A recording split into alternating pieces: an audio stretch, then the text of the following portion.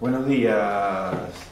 Es un gran gusto compartir con universidades de todo el país esta jornada anual del programa Amartya Sen. Saludo especialmente a la Casa de Estudios anfitriona, a la prestigiosa y pujante Universidad Nacional de Mar del Plata, a su rector, Francisco Barnea, a su decana de la Facultad de Ciencias Económicas, Mónica Biasone, que han hecho posible que nuestro programa se reuniera en este marco tan cálido humanamente y tan importante académicamente que es la Universidad Nacional de Mar del Plata. Mis saludos especiales a Andrea Seidel, coordinadora del programa, que lo lleva día a día adelante con toda eficiencia, el compromiso, al coordinador general del Centro Nacional de Responsabilidad Social de la Facultad de Ciencias Económicas de la Universidad de Buenos Aires, Julián de Angelo, inagotables aportes a la facultad, al profesor consulto Héctor Laroca, subdirector del CENARSEC, que hace una tarea de tanta importancia, a todos los equipos, el equipo de Amartya Sen, el equipo del CENARSEC, el equipo organizador de esta Universidad de Mar del Plata, a quien lleva adelante esta filmación. Lamento que en esta oportunidad no pude acompañarlos, pero gracias a Raúl Segarra tienen ustedes esta filmación con ustedes. A Carla Croco, a todos los que colaboran para hacer estas cosas posibles con la coordinación general de Andrea Seidel. También a quienes inspiraron junto conmigo el nacimiento del programa, hace ya más de 10 años atrás, 10 años del programa Amartya Sen, el actual rector de la Universidad de Buenos Aires, Alberto Barbieri, en aquel momento decano de la Facultad de Ciencias Económicas, y a Federico Saravia, con quien tuve el gusto inmenso de trabajar, que fue nuestro primer coordinador general del programa. Es un momento muy particular para que reflexionemos, un momento de encrucijada del género humano y de la historia, un momento de altísimas incertidumbres, un momento en que por un lado vemos el despliegue fenomenal de la ciencia y la tecnología, aportando casi diariamente descubrimientos renovadores totalmente del conocimiento en múltiples campos, desde la biología molecular, la biotecnología, la robótica, la informática, las comunicaciones, donde ha habido una revolución absoluta, muchísimos otros terrenos que nos aportan instrumentos. Hoy tenemos ya robots haciendo operaciones de cirugía fina, estábamos a punto de estrenar en pocos años el auto que se autoconducirá, hay 17 prototipos de ese auto actualmente en proceso de experimentación. Pareciera que todo anda muy bien. Sin embargo, hay alguien que piensa que hay mucho por arreglar en el género humano, y alguien muy eminente que nos acompaña en estas reflexiones con frecuencia, con su pensamiento y su impronta social, que es el Papa Francisco, que no nos deja dormir en paz, diciéndonos con pruebas aplastantes de que casi la mitad de la población del mundo está por debajo de la línea de la pobreza, de que los miserables de la tierra, que casi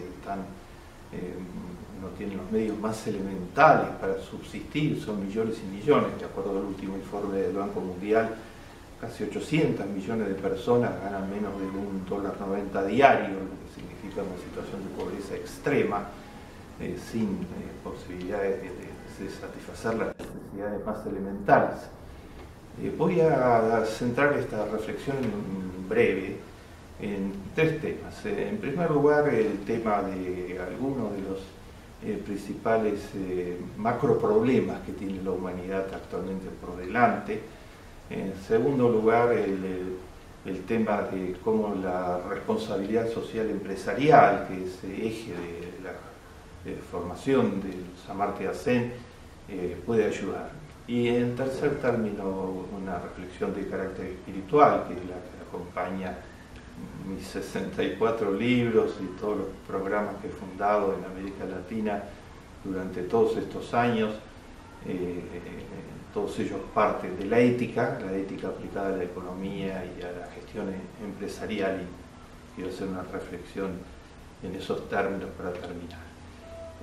Ustedes pueden ampliar todo lo que yo ahora les voy a exponer muy brevemente por el tiempo en mi último libro, Ética para Empresarios, en el libro que escribí junto con Amartya Sen, Primero la Gente, y en la serie de televisión El Informe Klicksberg, que pueden encontrar ordenada, ya se está transmitiendo en este momento la cuarta edición de la serie, y pueden encontrar esos casi 100 capítulos que comprende el Informe de Klicksberg en Encuentro, entrando a la página de Encuentro, allí los tienen organizados, ordenados, y también los tienen en YouTube, y ahí pueden ampliar lo que vamos a reflexionar ahora.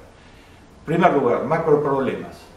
Está claro que hay un macroproblema que envuelve a todos, que si no se soluciona en los próximos años, agravará todos los otros problemas, que es el cambio climático. La humanidad misma está actualmente en riesgo muy significativo, y el proceso de contaminación ambiental, desgraciadamente, son un hecho en este maravilloso documento que les recomiendo mucho leer, la encíclica Laudato Si, que el Papa Francisco dedicó al cambio climático. El Papa dice que el cambio climático no es, a diferencia de lo que piensa mucha gente, algo que va a venir, sino que es algo que ya está sucediendo. Y tiene razón el Papa. Los últimos datos son de que este año, el 2016, será el más caluroso de toda la historia del género humano desde que se llevan cifras de la elevación del calor, desde el año 1870. Los 10 últimos años fueron los peores, los más calurosos, pero este año será el más caluroso de todos, porque la temperatura sigue ascendiendo. Los gases contaminantes envenenan la atmósfera con su carga de dióxido de carbono, no se refracta adecuadamente de la luz del sol, se derriten los glaciares, se inundan los mares por su derretimiento, se producen todo tipo de desequilibrios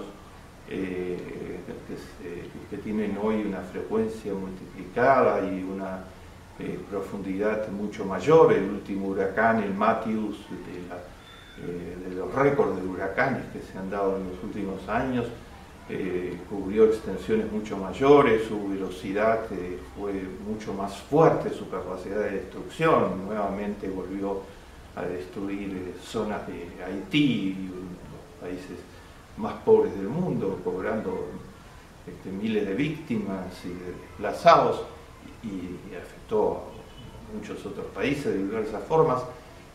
Huracanes, maremotos, terremotos, precipitaciones pluviales inéditas, todo eso deviene de la intoxicación del medio ambiente por producto del dióxido de carbono, de los metanos y de otros gases, particularmente el dióxido de carbono. Y la última cifra informada hace una semana por uno de los principales institutos de estudio de la atmósfera del mundo de los Estados Unidos, es que este año se incorporaron a la atmósfera 400 partes por millón, así se mide el dióxido de carbono, lo que significa una cifra récord que no se registraba en el mundo hace miles y miles de años, lo que significa que va aumentando la intoxicación del medio ambiente. Por otro lado, esa intoxicación está produciendo las desertificaciones. O sea, en Etiopía no llueve hace 10 años, ha creado una hambruna fenomenal que abarca a una parte significativa de la población.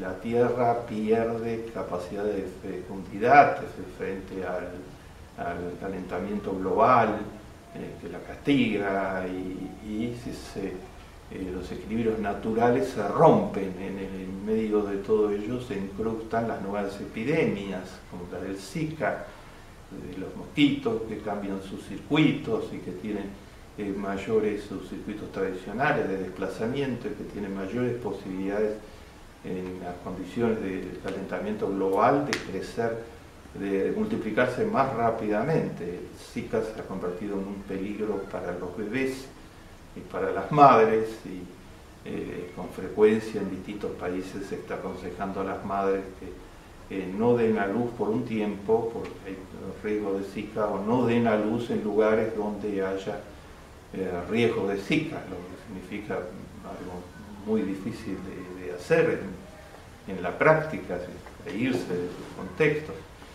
El cambio climático está explotando en viejas y nuevas epidemias, las está atizando, y la Organización Mundial de la Salud calcula que el 20% de los 53 millones de personas que mueren por año en el género humano, el 20% de las 53 mil millones de personas que mueren por año, mueren por polución, por diversas formas en que los fenómenos de polución que genera el cambio climático están afectando los pulmones y la respiración de una gran parte de la población del planeta. El primer macroproblema es el cambio climático, y si todo depende de que la resolución de París de todas las naciones del mundo se lleve a cabo en la práctica y no sea obstaculizada por los que se oponen a que se apliquen reglamentos que frenen los gases contaminantes, a los intereses económicos que quieren seguir contaminando el planeta. Se requiere, como dice París, un recambio de la economía total del planeta hacia energías limpias en los periodos más breves posibles. Si ello no se produce, vamos a ver deterioros crecientes. Hay un escenario, un pronóstico que dice que para el año 2048 la gran intoxicación que se está dando de los mares y de los océanos va a llevar a que no exista pesca virtualmente. Ya en derredor de las Islas Bahamas actualmente no hay pesca. Es muy difícil encontrar allí pesca de ninguna índole. En segundo lugar está el gran problema de las desigualdades, que hoy todas las corrientes de opinión, todas las perspectivas y enfoques señalan que este es un tema muy grave para el género humano, desde el Fondo Monetario Internacional hasta el Foro de Davos, pasando de ya por los informes de desarrollo humano de las Naciones Unidas. La última cifra, para condensárselas, es que si hace 3 o 4 años decíamos, en base a los datos estadísticos del Credit Suisse PAN, que 82 personas concentraban un nivel de riqueza mayor que la mitad de todo el género humano, hoy son 63 personas las que concentran mayor riqueza que 3.700 millones de personas del género humano. Y el 1% más rico ha pasado este año el 50% del Producto Bruto Nacional Mundial, tiene el 50,4% del Producto Bruto Mundial, lo que significa que tiene más que el 99% restante de la población del globo. Y hoy sabemos en desarrollo económico que las grandes desigualdades son nefastas totalmente para el crecimiento a mediano y largo plazo de los países, lo dice el Fondo Monetario permanentemente en base a sus investigaciones recientes, y sabemos por otro lado que son creadoras de pobreza, que son las grandes creadoras de pobreza. El mundo produce alimentos para que puedan comer más de 10.000 millones de personas, y tiene 7.400 millones de personas. Sin embargo, hay 800 millones de hambrientos. La razón central del hambre es que no tienen acceso a alimentos, no tienen los ingresos mínimos necesarios para poder comer decentemente. Tercer macro problema, el problema de las muertes sin justificación alguna. Mueren por día, de acuerdo a las cifras de la UNICEF, 16.000 chicos por razones que son absolutamente evitables. No debieran morir. Mueren por hambre, por desnutrición.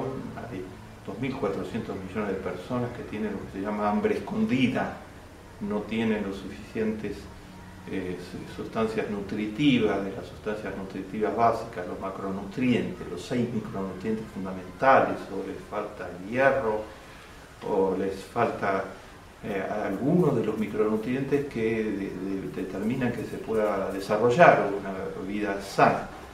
En segundo lugar, los chicos mueren por falta de agua potable. Hay 800 millones de personas sin agua potable. Y en tercer término, mueren por falta de instalaciones sanitarias.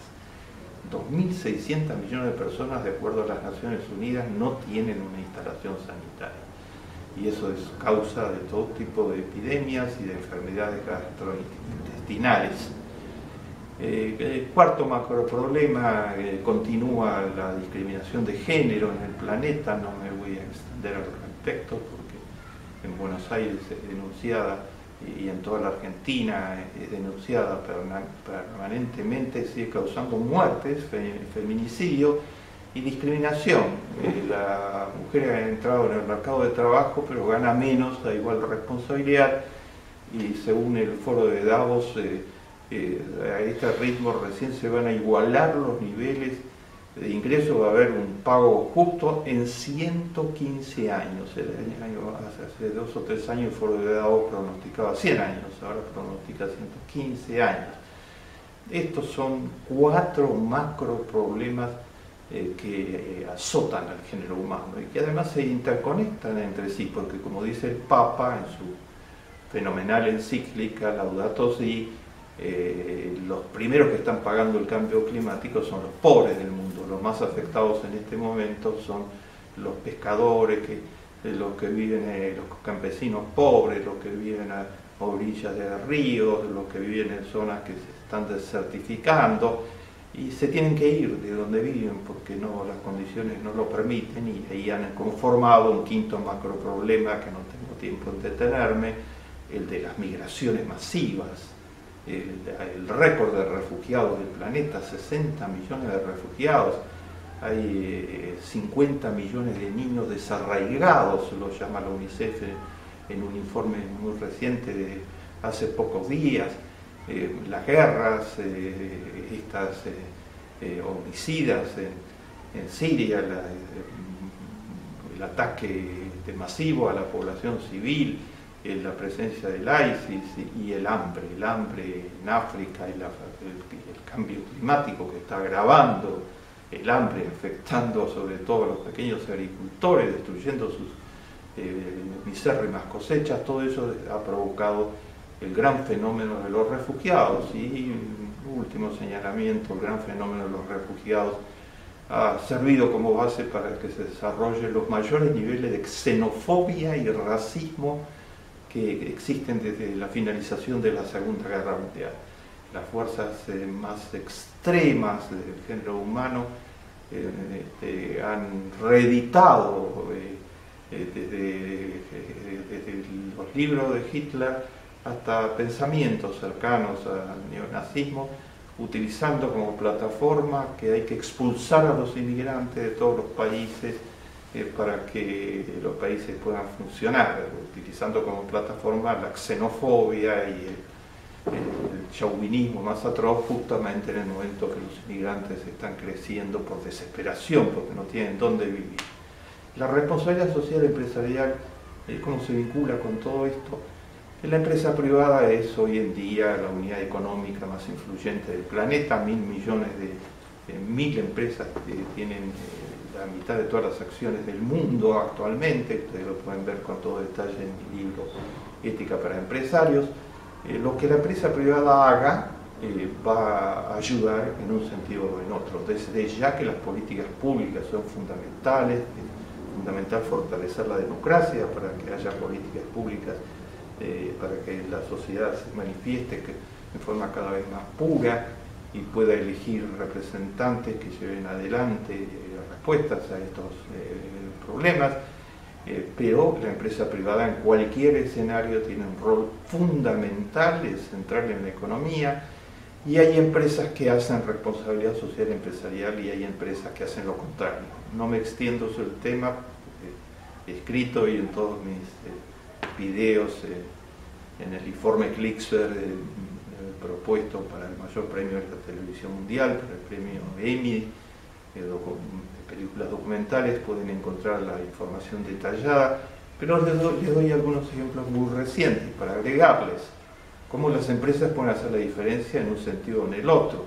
Siguen los pleitos, cada vez son mayores contra Volkswagen, porque Volkswagen, como ustedes saben, estaba lanzando a la atmósfera un gas contaminante muy perjudicial para los pulmones, violando por 40 veces la norma de los Estados Unidos de qué niveles de ese gas podía lanzar un motor. Se trata de unos nitratos absolutamente contaminantes. Y Volkswagen inventó un mecanismo informático que cuando venían los inspectores del Instituto Regulador a ver cómo estaba la emisión de gases, bajaban esos gases al nivel reglamentariamente aceptable, o sea, los bajaban en 40 veces y cuando se iban los inspectores lo volvían a conectar, porque Volkswagen con eso quería ganar puntos en la competencia con Toyota en cuanto a motores potentes, no importa los daños que causaran. El procurador general de la ciudad de Nueva York le ha hecho un juicio criminal con otros procuradores generales y se calcula cada vez mayores los daños que hizo, pues es el mayor productor de autos del mundo y estamos hablando de 11.000 millones de autos. Ahora se le agregan los audios, un auto de lujo, semilujo de Volkswagen, que también tenían el mismo defecto, y los juicios criminales a los responsables, que son toda la cúpula de la organización, y los juicios de indemnización se estima que pueden llegar a superar los 80.000 millones de dólares, pero sobre todo el daño causado a las personas. La Wells Fargo es el principal banco de los Estados Unidos. Se descubrió recientemente que engañó a 3 millones de pequeños accionistas, de emprendedores sociales, como los que nosotros queremos impulsar, tanto en la Argentina, muy pequeños productores, vendiéndoles a la fuerza cuentas que ellos no habían comprado. O sea, iban a hacer alguna operación bancaria, abrir una cuenta, pedir un crédito, y los empleados de la Wells Fargo tenían la instrucción de obligarlos a abrir otras cuentas y si no, con los datos que les daban, abrírselas de hecho. ¿Qué hacía la Wells Fargo con eso? Bueno, abultaba totalmente su número de cuentas y se presentaba como el primer banco y eso le daba palanca, digamos, para acceder a otras posibilidades y estos 3 millones de personas pagando pequeños intereses que aparecían disimulados en la letra chica y sin estar enterados siquiera de todo esto. Esto fue denunciado internacionalmente y nacionalmente en los Estados Unidos y la justicia americana está haciendo las investigaciones del caso y Volkswagen y la Wells Fargo se ha anticipado a decir de que ya había echado los culpables cuando era una instrucción general a los empleados y en realidad se echaban los empleados que no lo hacían y se medía el rendimiento de los empleados por la cantidad de cuentas artificiales que producían. Pero no todo es así, hay empresas diferentes. Y quiero mencionarles 2 ejemplos nada más para terminar estas reflexiones. Una es una empresa productora de yogures, nueva, se creó hace unos 10 años en Estados Unidos, se llama Chobani, la creó un inmigrante turco de origen kurdo y logró crear un yogur que es absolutamente saludable, que tiene 0% de grasa, que tiene todas las calidades nutritivas del yogur, que está actualmente muy recomendado y que tiene muy buen sabor y un precio muy razonable. Entonces, de inmediato, en 10 años, se instaló en el mercado como uno de los líderes del mercado. Y Chobani actualmente se distribuye en muchísimos lugares en el mundo y es líder en la industria de los yogures. Deliberadamente, el propietario de la empresa no se olvidó de cuando él era inmigrante. Y entonces se fue a la isla de Lesbos, donde se concentran los inmigrantes desesperados que quieren cruzar el Mediterráneo para llegar a Europa. Y vio la desesperación de estos inmigrantes y reclutó 300 inmigrantes para que vinieran a trabajar a su empresa. O sea, logró instalarlos en Estados Unidos, trabajando en su empresa, les cambió la vida a ellos y a su familia. Esto le valió amenazas de muerte de los grupos de ultraderecha, del Ku Klux Klan, de los grupos de supremacía blanca, de los grupos extremistas, y se mantuvo absolutamente firme en su política de reclutar inmigrantes. O sea, hay empresas que piensan en la gente, que lo hacen de manera diferente. En la misma línea, en otro campo totalmente diferente, la mayor cadena de farmacias de los Estados Unidos, CVS, prohibió vender cigarrillos en las 800 farmacias que tiene. Dijo que era una contradicción que por un lado intoxicara los pulmones de la gente y por otro lado le vendiera remedios para curarse. Cuando el cigarrillo produce en los Estados Unidos, según la última cifra, 167.000 muertes por año. Y el 28% de todos los cánceres son cánceres de cigarrillo en los Estados Unidos. No solo que CVS perdió de vender porque no vende más cigarrillos, 2.000 millones de dólares anuales, sino que instaló en todas sus farmacias un espacio, aprovechando los espacios que quedaban vacíos, se instaló un espacio que se llama de consultas gratis, donde se enseña cómo dejar de fumar y además se hacen consultas básicas que pueden ser muy útiles para la gente de forma absolutamente gratuita. La responsabilidad social empresarial puede estar a favor de lo que pregona el Papa, que exige a las empresas responsabilidad social, del bien, o puede estar a favor del mal, como estamos viendo a través de todo eso. O sea, puede empeorar estas macro problemáticas de que hemos hablado. Mi última reflexión, para enfrentar estas 6 macro problemáticas que finalmente hemos mencionado, la del cambio climático, la de la desigualdad, la de la pobreza y la mortandad de los chicos, la de las mujeres, la de la discriminación de la mujer, la de los refugiados y otras. Para enfrentar todo esto se requiere ética. El programa Amartya Sen está fundado en la idea de ética. Ética aplicada, no ética abstracta, ética aplicada a la economía y ética aplicada a la gestión. Y a ustedes queremos prepararlos para que en discusión libre y totalmente plural, las ideas que encuentren, que sean útiles para construir un mundo mejor, puedan diseminarlas, desarrollarlas, agregarles en las universidades nacionales que representan de todo el país. Más de 27 universidades nacionales están participando actualmente en el programa Amartya Sen.